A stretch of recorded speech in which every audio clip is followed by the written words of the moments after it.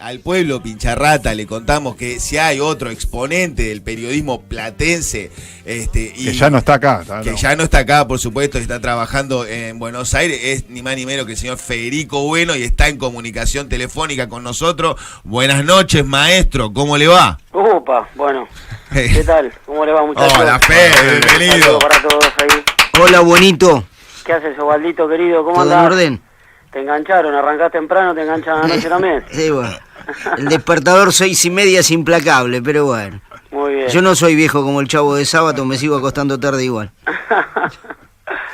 Bueno, ¿Y Fede. dormir siesta o no dormir siesta? Sí. Sin siesta. Seguir manteniendo la... Sin siesta. Claro. Un periodista no Siempre puede me dormir acuerdo, siesta. Osvaldito dice, un periodista no puede dormir la No siesta. puede dormir la siesta, ¿no?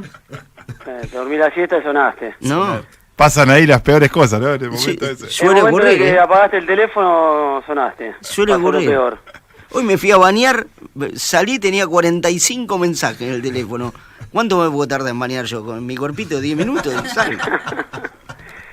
Es tremendo, eso está cada vez peor para nosotros, No, está no. cada vez peor. Tremendo. Bueno, Fede. Hay veces que necesitas cortar un poco, Sí. o te vas de vacaciones con tu familia, o justo de casualidad tenés un fin de semana de franco, que no pasa casi nunca, cuando para el fútbol, muy de vez en cuando, y estás un día con el teléfono apagado y parece que hubieras estado Sí, no. 3 meses afuera. Sí. Pasa todo el tiempo de todo, o nosotros periodísticamente estamos dándole cada vez más relevancia a cosas que en verdad no la tienen, ¿no? Exacto. Ujú. Que muy probablemente sea eso. Sí. Hay una sobredimensión del periodismo deportivo. Esto que digo va en contra de nuestra fuente laboral, ¿no? Pero la verdad que no pero dejo de cierto, pensarlo, Sí. que está sobredimensionado el tema. Y bueno, eso hace que estemos hablando de cosas que no tengan demasiada relevancia, pero bueno, el trabajo mismo y el ejercicio periodístico te lo exige. Entonces, bueno, cortás 3 horas y te perdiste de 25 pavadas. Tal cual. Pero son pavadas que tienen rebote. Ujú. Tal cual. Bueno, hoy te llamamos para algo muy muy emotivo para todos nosotros, Fede, que es, bueno, el próximo, dentro de unos días, cumple de Alejandro Sabela y ¿Cuánto bueno... cumple? 61, ¿vale, no? Sí, es del 50... 54. 54. Sería. Del 54, sí. Así que sí, 62. 62. Entonces, la idea era, bueno, sabés, nosotros te consideramos en ese sentido un referente, más que nada por la relación que has tenido durante todo ese tiempo en el que Alejandro fue técnico, no solo de Estudiantes, sino también en la selección. Y bueno, queríamos charlar con vos y preguntarte un poco cómo surge tu relación profesional y cómo se fue dando, ¿no?, el acompañamiento a Alejandro Sabela como técnico. Bueno, la verdad es que nosotros con Alejandro habíamos tenido una relación primero muy circunstancial, digo nosotros los que estábamos trabajando en aquel momento en La Redonda y en la TV selectiva, porque Alejandro comentó, no comentó, estuvo como panelista en el equipo deportivo TV durante un tiempo en un mundial que la verdad es que no me acuerdo qué mundial fue exactamente, pero bueno. Sí, yo tampoco alcanzo a acordarme la Claro, fecha. pero bueno, Otra vez me habría acordado de frecuentemente eso. o regularmente iba al canal a hacer algún comentario sobre los partidos de la selección argentina, muchísimo tiempo antes de que estuviese en la cabeza de alguien que Sabela pudiera ser técnico de Estudiantes. Así que bueno, un poquito ahí lo conocí. Otro poco recuerdo una vez, perdón, tengo la garganta destrozada. No, está bien. Alejandro había ido a la cancha de Estudiantes a promocionar un acto solidario de alguien que necesitaba de la ayuda solidaria de la gente en general, y él había ido a la cancha un poco como para apoyar ese pedido, que lo encabezaba la hermana de un amigo mío, Carolina Andrada, la hermana de Nacho Andrada, que es un amigo mío de toda la vida. Entonces, bueno, un poco producto de eso, y yo estaba empezando a trabajar también en La Redonda, tomé contacto con él, pero la verdad es que la relación más fuerte fue cuando Alejandro agarró como técnico de Estudiantes. Ese fue el inicio de un vínculo que yo siempre digo, para aquellos que piensan que uno por ver todos los días a una persona se transforma en amigo. Claro, claro. De esa persona. Yo no soy amigo de Alejandro. Yo tuve una relación de respeto que creo que es mutua. Yo me siento respetado por Alejandro, por el trabajo que yo hacía como periodista, cubriendo, digamos, la información de estudiantes en el country todos los días. Sí. Pero bueno, por sobre todas las cosas yo tengo casi una admiración por Alejandro, por lo que es como entrenador y por lo que básicamente Alejandro transmitió como persona, digamos. Totalmente. Yo los escuchaba a ustedes recién un poquito sobre el final y escuchaba también esa reproducción de Alejandro que no sé si esa es la del 2010 o la del 2009. En la plaza, La 2009. la plaza, del no balcón me del acuerdo. 2009. La de 2009, esa es la de la Copa Libertadores. Sí. Exactamente. Y bueno, Alejandro transmite algunos valores que por supuesto que para la gente de Estudiantes, para los hinchas de Estudiantes, los toman como propios, pero son valores que yo creo que exceden, digamos, el universo de Estudiantes. Tal cual. Son esa clase de tipos que a mí me gustaría tenerlo como dirigente político, digamos, que es un ejemplo mucho más allá del fútbol, y me parece que en ese sentido también se puede descubrir el secreto de un poco del éxito que ha tenido como entrenador, porque habría que separarlo en dos: toda su capacidad como entrenador, un tipo al extremo reflexivo, yo creo que hasta incluso en algunos casos demasiado reflexivo. Si hay algo que a mí me parece que a Alejandro le faltaba en algunos partidos, era reflejo para hacer cambios. No sé si ustedes se acuerdan. Sí, pero sobre todo al principio era muy cuestionado sobre con todo eso, al claro. principio, Sí. pero yo creo que era producto justamente de su obsesión por reflexionar sobre todo, Ujú. que a veces en el partido vos necesitas algunos reflejos que necesitas arriesgar, digamos. Sí. Justamente tomar decisiones a riesgo de equivocarte. Pero bueno, todo su análisis, todo ese proceso reflexivo lo hacía plantear partidos de manera brillante. Ujú. Eso por un lado. Y por el otro, la calidad humana de Alejandro. Yo creo que ahí uno puede descubrir, a la medida que va conociendo al personaje, no sé si el más importante, pero un secreto bastante importante que pesa mucho en el éxito de Sabela como entrenador, que lo construyó en Estudiantes y que también, con muchas más dificultades, porque esto hay que destacarlo, con muchas más dificultades, Sí, tal cual. lo construyó en la selección argentina. Y vos tuviste la suerte, Fede, de hacerle una linda nota a Mascherano, Sí. que no son tipo de largar elogios porque sí los jugadores de la selección argentina. Y agarró y dijo en un momento, Masche, en esa nota que le hiciste vos en Fox, a mí el que me despertó el deseo otra vez de seguir jugando la selección fue Alejandro Sabela. Sí. Porque la recuerdo patente esa nota. Mirá, y justamente por eso quería destacarlo recién, porque me acordaba un poco también de ese proceso de transmisión que Alejandro tuvo con la selección. ¿Y por qué digo que mucho más difícil en la selección que en Estudiantes? Porque de última en Estudiantes Alejandro ya era un ídolo deportivo, Sí. por todo su pasado en Estudiantes, un tipo que no nació en Estudiantes, pero que se hizo, digamos, un hijo, digamos, de la institución, por decirlo de alguna manera, Sí. pero que en la selección argentina no tenía historia y que en el fútbol como entrenador principal tenía también muy poca historia como para que los jugadores Sí.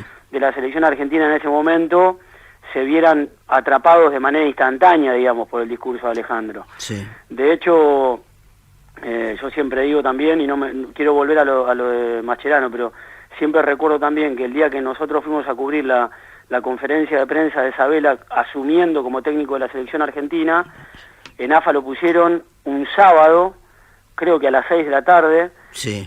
había muy pocos canales en vivo, Ujú. creo que los únicos que estábamos en vivo éramos ESPN y Fox, y la verdad es que no recuerdo bien Sí. si yo estaba en vivo, estaba con móvil, pero no recuerdo si la conferencia la tomaron en vivo o la grabaron y la pasaron. Sí, después. pero tuvo muy poca repercusión. Tuvo muy poca repercusión, porque también, ayúdenme ustedes, yo creo que si no fue el día anterior al descenso de River.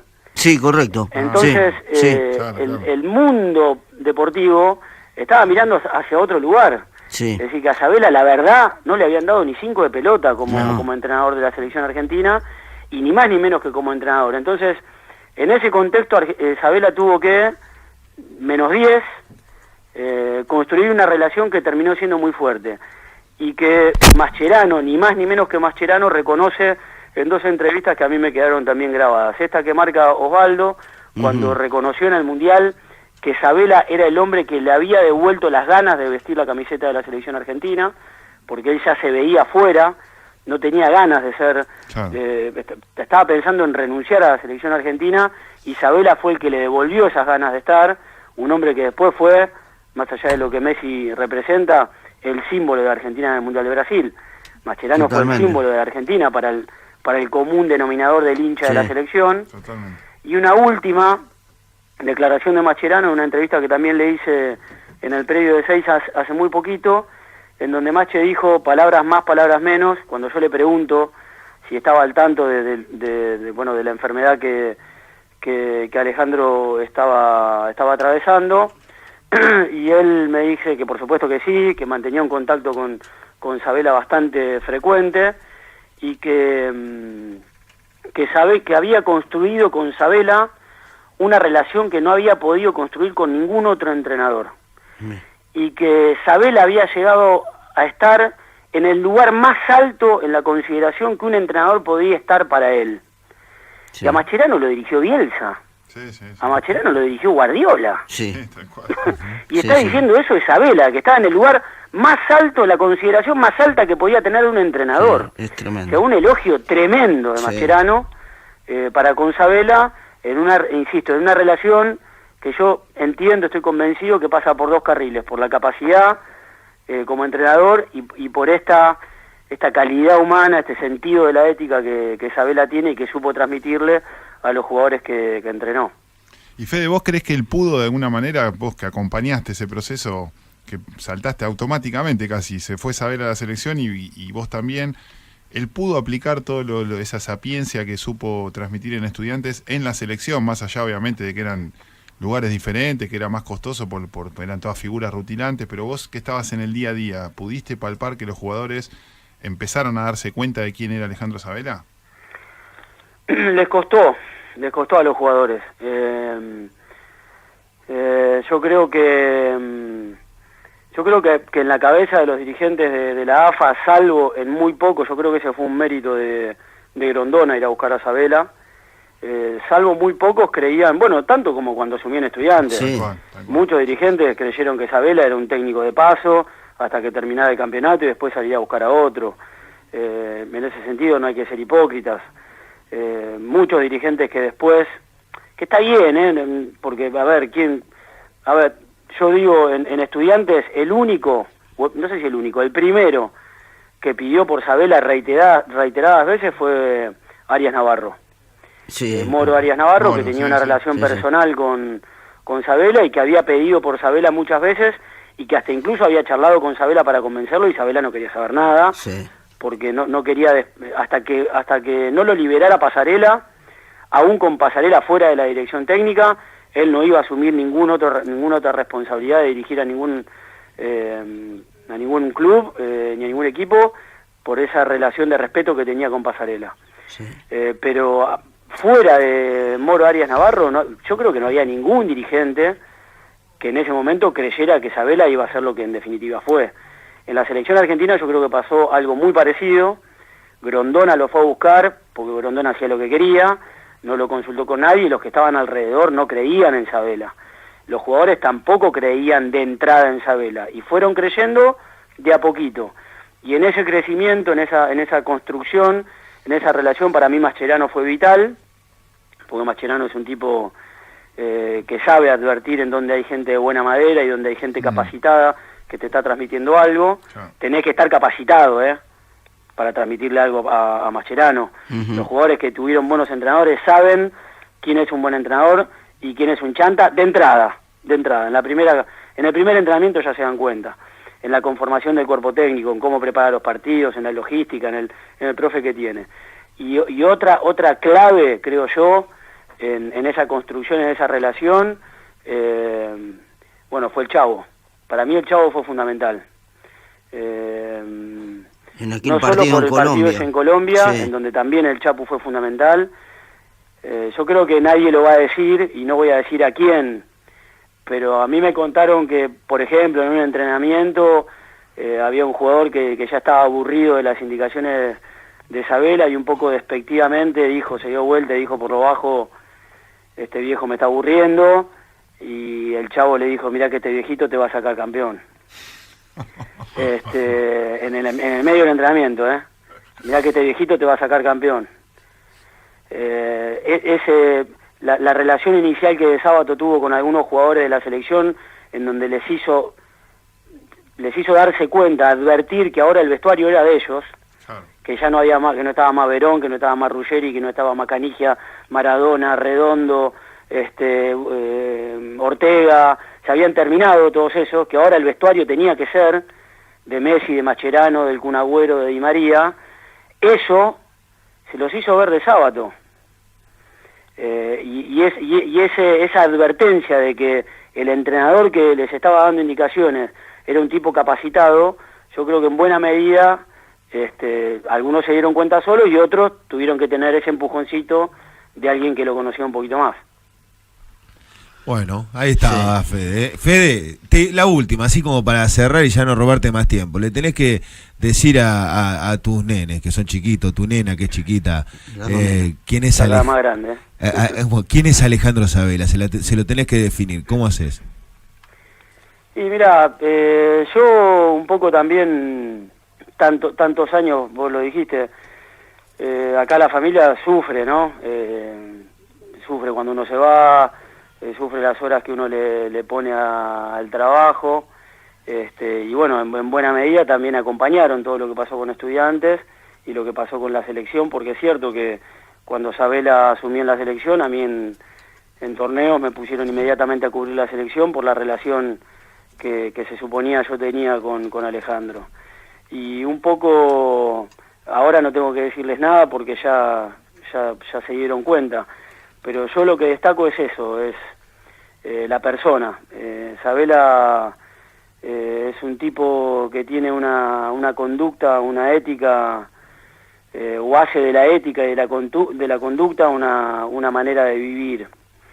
Esto de cuando uno dice que el deber ser, o la ética de la responsabilidad, de nunca hacer lo que conviene, sino lo que hay que hacer, bueno, yo creo que eso lo resume a Sabela, la ética de la responsabilidad.